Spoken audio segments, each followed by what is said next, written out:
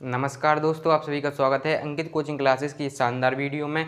दोस्तों आज की वीडियो है तो दोस्तों आज की वीडियो स्टार्ट करने से पहले यदि आप चैनल पर नए आए हों तो चैनल को सब्सक्राइब करें, वीडियो को लाइक करें और अपने दोस्तों के साथ शेयर करें। तो दोस्तों हमसे पूछा गया है पहले क्वेश्चन में गुणनखंड विधि से निम्न द्विघात समीकरणों के मूल ज्ञात कीजिए। अब दोस्तों यहाँ पर समझने की बात यह है कि गुणनखंड विधि किसे बोलते हैं, मूल किसे बोलते हैं। तो दोस्तों आइएगा सबसे पहले हम इन्हीं को डिस्कस करते हैं, फिर आज का क्वेश्चन जो हमसे पूछा गया है x² माइनस का 3x माइनस का 10 बराबर 0, इसको सॉल्व करते हैं। तो दोस्तों प्रश्नावली 4.1 में आप ये तो समझ चुके थे कि द्विघात समीकरण किसे कहते हैं। अब दोस्तों आपको समझना है गुणनखंड विधि क्या होती है और मूल क्या होते हैं। अब दोस्तों जैसे हम एग्जाम्पल के तौर पर एक समीकरण लिखने जा रहे हैं, तो दोस्तों यहाँ पर हमने एग्जाम्पल के तौर पर एक समीकरण लिखा। अब दोस्तों उसने कहा हमसे गुणनखंड विधि से सॉल्व कीजिए। वैसे तो आपने क्लास 8th और 9th में पढ़ी होगी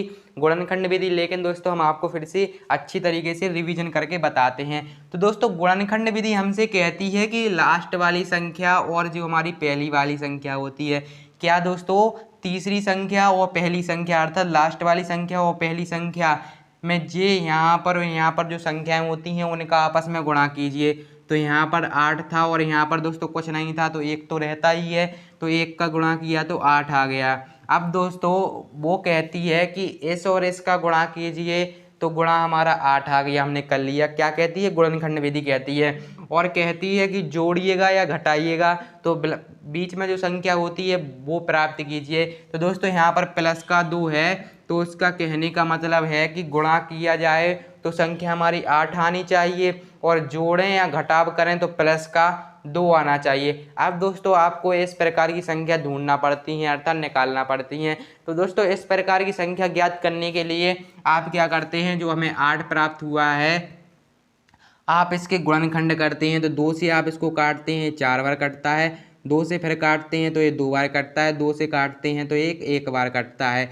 अब दोस्तों जब आपको इसके गुणनखंड किए तो आपको क्या प्राप्त हुआ, 2 गुणे 2 गुणे 2 प्राप्त हुआ। फिर से हम आपको समझाएंगे तो आपको क्या प्राप्त हुआ, 2 गुणे 2 गुणे 2 प्राप्त हुआ। अब दोस्तों आपको ऐसी दो संख्याएं चाहिए जिनका गुणा करेंगे तो 8 आएगा, लेकिन दोस्तों जोड़ या घटाव करेंगे तो प्लस का 2 आएगा। अब दोस्तों 2 और 2 दूनी क्या हो गया, हमारा 4 हो गया। तो दोस्तों जब हम 4 का गुणा इस 2 में करेंगे, किस में, इस 2 में, तो दोस्तों हमारा 8 तो मिल जाएगा। लेकिन दोस्तों हम क्या चाहते हैं कि हमें प्लस का 2 भी मिल जाए। तो दोस्तों आप एक दिमाग लगा सकते हैं कि यदि इसको प्लस का 4 कर दिया जाए और इसको 2 कर दिया जाए माइनस का, तो दोस्तों 4 में 2 का गुणा करेंगे तो माइनस का 8 मिल जाएगा। और दोस्तों यहाँ पर इसको घटाएंगे तो हमें प्लस का 2 मिल जाएगा। क्या मिल जाएगा दोस्तों? प्लस का 2 मिल जाएगा। तो दोस्तों आपने दिमाग लगाया कि पहली और तीसरी संख्या का हम सबसे पहले गुणा करेंगे, तो हमने गुणा करके 8 निकाल लिया। फिर हमने सोचा कि प्लस का 2 चाहिए, तो हमें ऐसा क्या करें, तो आप लोगों ने क्या किया, इस 8 के गुणनखंड किए तो आपको 3 संख्याएं मिल गई। अब दोस्तों आपने उनमें जोड़ घटाव गुणा भाग करके देखा तो आपको ऐसी 2 संख्याएं 4 और 2 मिल गई। तो दोस्तों ये होती है गुणनखंड विधि। अब दोस्तों मूल समझने की बात भी हम आपको बताएंगे। जैसे दोस्तों मूल उसने कहा मूल ज्ञात कीजिए, तो दोस्तों मूल किसे कहते हैं।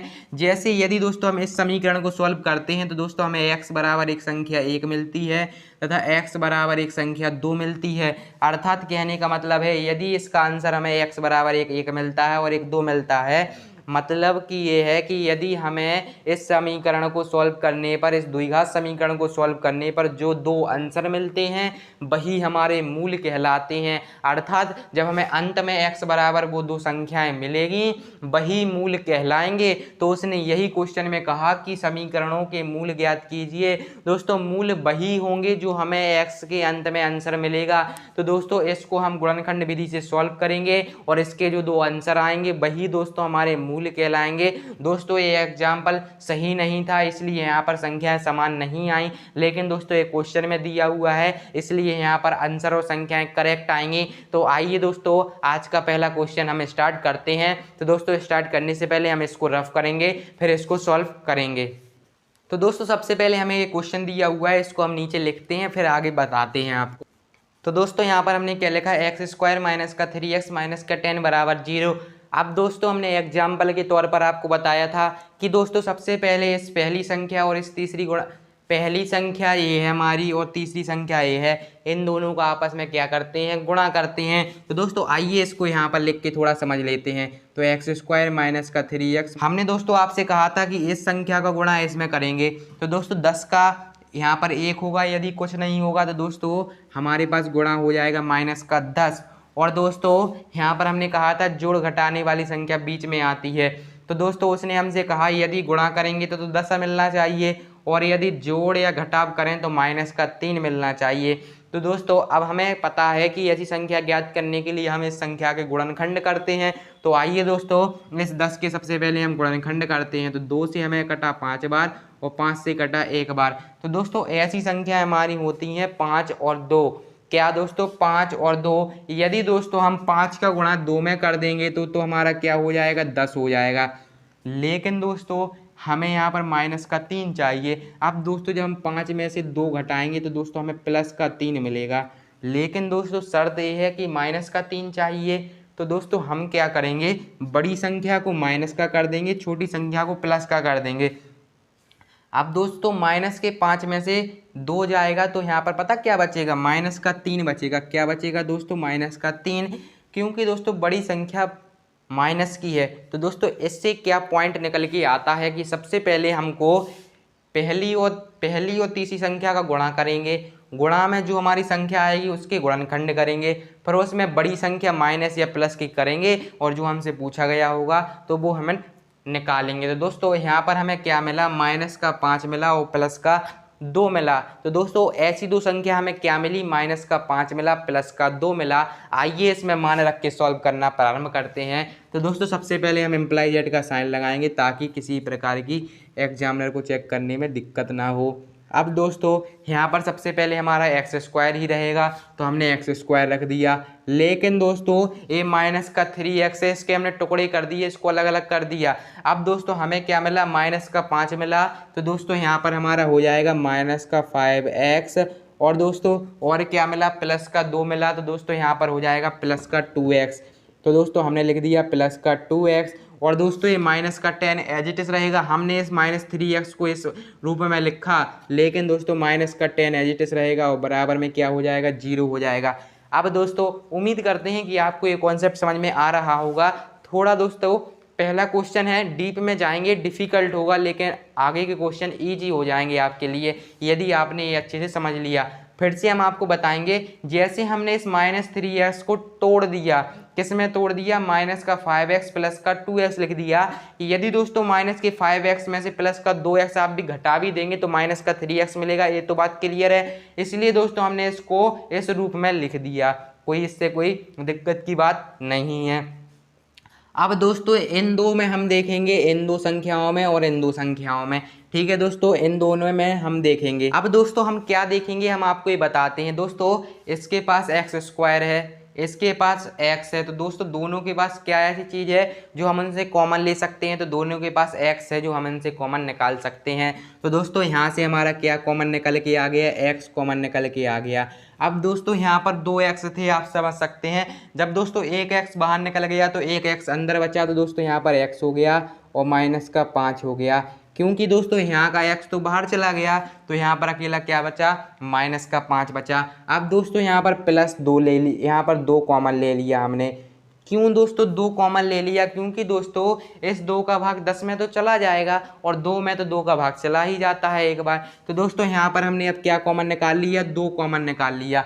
अब दोस्तों जब हमने 2 कॉमन निकाल लिया तो यहाँ पर तो दोस्तों x बचेगा और माइनस का क्या बचेगा। अब दोस्तों जब कॉमन का मतलब होता है जो संख्या, कॉमन का मतलब होता है दोस्तों हमने जिस संख्या से कॉमन निकाला है उसी का भाग दीजिएगा। तो दोस्तों अब इस 2 का गुणा हम 2 का भाग हम 10 में देंगे तो 5 आ जाएगा। तो दोस्तों यहाँ पर हमें क्या मिला, माइनस का 5 मिला और दोस्तों बराबर में हमें क्या मिला, 0 मिला। इसके बाद दोस्तों यदि आपको कहाँ से पता चलेगा कि आपका क्वेश्चन सही सॉल्व हो रहा है, तो दोस्तों ये x माइनस का 5 लिखा हुआ है, x माइनस का 5, अर्थात ये दोनों ब्रैकेट आपको समान मिलेंगे देखने को। यदि आप किसी भी क्वेश्चन को सॉल्व कर लेना, यदि आपको ये दोनों ब्रैकेट सेम मिलेंगे तो आप समझ सकते हैं कि आपका क्वेश्चन सही सॉल्व हो रहा है, अन्यथा आप समझेंगे कि आपका क्वेश्चन गलत हो गया है। तो दोस्तों यहाँ पर हमें ये दो संख्या मिल चुकी हैं। अब दोस्तों इन दो संख्याओं में से क्या कॉमन आ रहा है, तो दोस्तों इसके पास x-5 है, आपने देखा यहाँ पर भी x-5 है। तो दोस्तों इन दोनों में से हम क्या कॉमन ले सकते हैं, x-5 कॉमन ले सकते हैं। तो दोस्तों यहाँ पर हमने लिया x-5 का कॉमन। अब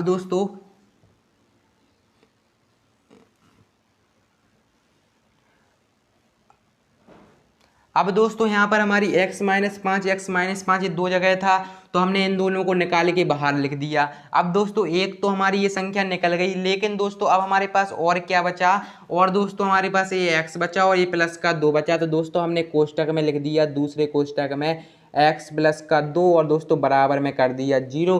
दोस्तों बहुत बच्चों को यहीं पर कन्फ्यूजन होता है और दोस्तों हम यहीं पर समझेंगे। हमने क्या कहा, इसके पास x-5 है और इसके पास भी x-5 है। दोस्तों इन दोनों में x-5 है, तो हमने x-5 को बाहर ही निकाल लिया। अब दोस्तों कुछ नहीं बचा, दोनों से हमने x-5 निकाल लिया, एक बचा लिया। इसके बाद दोस्तों यहाँ पर तो अकेला x बचा, क्योंकि a हट गया और a हट गया। तो दोस्तों x बचा और प्लस का 2 बचा। इमेजिन कीजिए आप, यहाँ पर x बचा, यहाँ पर प्लस का 2 बचा, तो इसको हमने कोष्टक में लिख दिया x प्लस 2 और बराबर में क्या था 0, तो इसको भी कर दिया। अब दोस्तों यहाँ पर आगे समझने की बात ये होती है कि x माइनस के 5 बराबर एक बार 0 करेंगे और इसके बराबर में एक बार 0 करेंगे, अर्थात x-5 बराबर 0 करेंगे हम एक बार, और एक बार x प्लस 2 बराबर 0 करेंगे। तो दोस्तों यहाँ पर हमारा क्वेश्चन आगे सॉल्व होगा। तो दोस्तों यहाँ पर हमारा हो जाएगा x-5 बराबर 0, या दोस्तों आप बीच में लगाएंगे या, और यहाँ पर आप लिख देंगे x प्लस 2 बराबर 0। क्योंकि दोस्तों इन दोनों संख्याओं के बराबर में 0 है, तो दोस्तों पहले इसके बराबर में 0 होगा, फिर दोस्तों इसके बराबर में 0 होगा। अब दोस्तों ये माइनस का 5 है, इस ओर पक्षांतर होगा तो क्या हो जाएगा, प्लस का 5 हो जाएगा। तो दोस्तों x बराबर आपको क्या मिला, 5 मिला। इसके बाद दोस्तों हम इसको यहाँ लगाएंगे। अब दोस्तों यहाँ पर x बराबर आपको क्या मिलेगा, दोस्तों यहाँ पर प्लस का 2 है, इसको पक्षांतर करेंगे तो आप माइनस का 2 ही तो मिलेगा। तो दोस्तों यहाँ पर क्या हो जाएगा, आपका माइनस का 2 हो जाएगा। तो दोस्तों आपको ऐसी दो संख्याएं क्या मिली, x बराबर 5 मिला, या आप लिख सकते हैं x बराबर 2। तो दोस्तों क्वेश्चन में हमसे क्या कहा गया था कि गुणनखंड विधि से निम्न द्विघात समीकरणों के मूल ज्ञात कीजिए। दोस्तों हमने आपको अंत क्वेश्चन के एग्जाम्पल में बताया था कि जिसके मूल ज्ञात करने हो तो x के बराबर में दो संख्याएं मिलेंगी। तो दोस्तों हमें दो संख्याएं क्या मिली, 5 और -2 मिली। तो दोस्तों यहाँ पर हम क्या लिख सकते हैं, अतः द्विघात समीकरण के मूल 5, -2 होंगे। आइए यहाँ पर लिखते हैं। तो दोस्तों यहाँ पर हमने क्या लिखा, अतः द्विघात समीकरण के मूल 5, -2 होंगे। दोस्तों क्यों होंगे, क्योंकि हमें x बराबर 5 मिला, x बराबर -2 मिला। इस प्रकार दोस्तों यह क्वेश्चन समाप्त होता है। हमने आपको यह क्वेश्चन बहुत डीप में बताया ताकि आपको इस गुणनखंड विधि का सारा डिटेल पता चल जाए और आपको पता चल जाए कि इसमें किस प्रकार का कॉन्सेप्ट यूज होता है। तो दोस्तों इसके साथ ही यह क्वेश्चन हमारा समाप्त होता है। इसके बाद हम पहले का दूसरा क्वेश्चन करेंगे। उम्मीद करते हैं कि आपको वीडियो पसंद आई होगी। यदि दोस्तों वीडियो पसंद आई हो तो वीडियो को लाइक करें, चैनल को सब्सक्राइब करें और अपने दोस्तों के साथ शेयर करें। दोस्तों इसके बाद हम पहले का दूसरा क्वेश्चन करेंगे। और दोस्तों यदि आपको किसी प्रकार का डाउट हो तो कमेंट बॉक्स आपके लिए ओपन है, आप कमेंट करिएगा। इसके बाद दोस्तों हम क्वेश्चन पहले का दूसरा करते हैं। तब तक के लिए धन्यवाद।